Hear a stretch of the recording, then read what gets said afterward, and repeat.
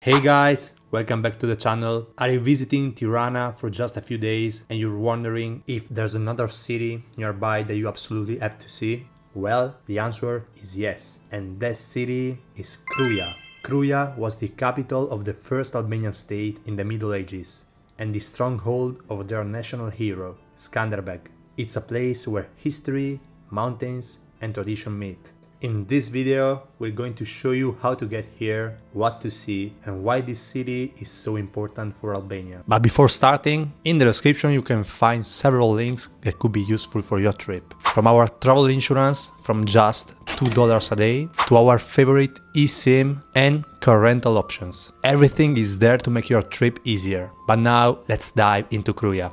Which is the best way to get to Kruja from Tirana or from another city? Kruja is about 30 kilometers from Tirana. You can take a local bus from Tirana station for a few lek, or even a taxi that would be much more expensive. For this city trip, we highly recommend to rent a car so you can get there and take it slow, enjoying more time in the city. This ancient capital is uphill in the mountains, but don't worry, it's not so difficult to find parking slots available once you get to the city center. And there are also paid parking spots near the castle.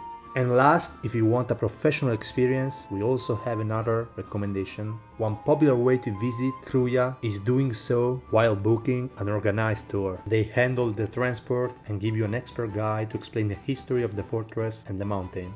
You can find an example of that in the description and also in the first pinned comment. And if you download the app through our link and use our code, you get 5% off your first booking. It's a great way to save money and support the channel at the same time. It's the best way to maximize your time and to see everything in one go. Now, a very common question. How long do you actually need in Kruja? Let's be real, Kruja is not a massive city. It's compact and perched on a cliff. So it's not a place where you'll be walking for miles. However, even if it's small, you really need a full day to see it properly. So don't try to rush it in 2 hours. You want enough time to climb up the castle, explore the museums, and most importantly, soak in the atmosphere of the Old Bazaar. The Pazari Vjetër is over 400 years old and it's the soul of the town, and you should start your itinerary from there. This bazaar isn't just for souvenirs like handmade carpets or çeleşe hats. It's a living part of the town, and here you can stop for a Turkish coffee in one of the small cafes between the shops. And yes, unfortunately you'll see many stray dogs around. Don't worry, they are incredibly peaceful, usually napping in the sun. The bazaar is open every day,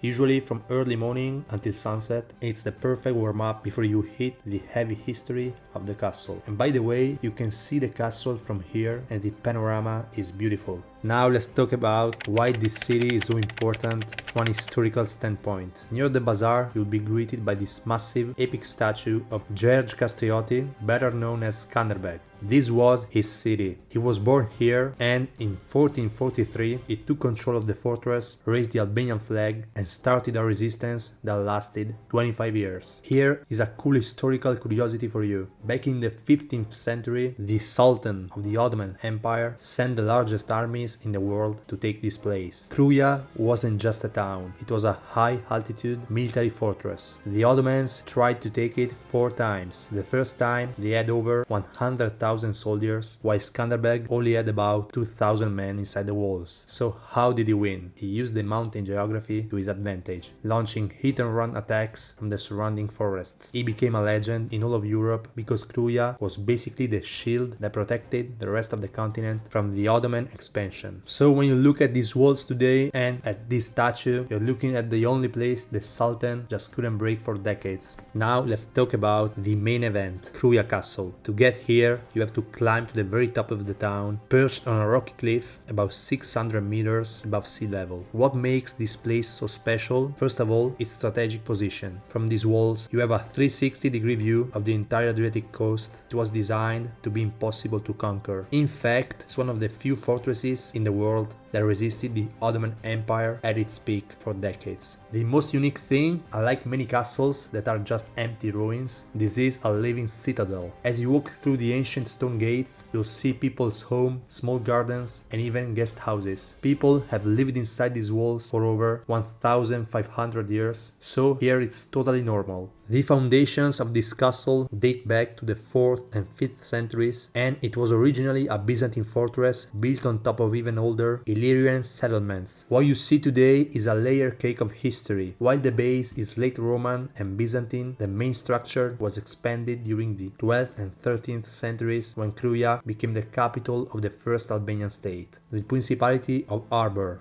And what makes it unique? There are three things that make this fortress insane. The geometry of defense. It's built on a massive elliptical rock. On three sides you have vertical drops. It's not just built on the mountain, it's part of it. Once you are inside, you have two mandatory stops. The Skanderbeg Museum, built in the 1980s inside the castle grounds. It's a stone monument dedicated to the 15th century resistance. And the National Ethnographic Museum, located in an original 1764 villa. It's one of the best preserved Ottoman period houses in the Balkans. Let's also talk about food. Kruja is famous for its mountain meat, but there is one specific dish you must try because you won't find it easily anywhere else in Albania. Kabuni is one of the most ancient desserts in the country, and it has a very strange secret ingredient. It's a sweet rice pudding, but it's cooked in mutton broth, lamb stock. I know it sounds crazy, meat broth in a dessert, but trust me, the flavors work perfectly. Then they add sugar and cinnamon for the classic sweet kick,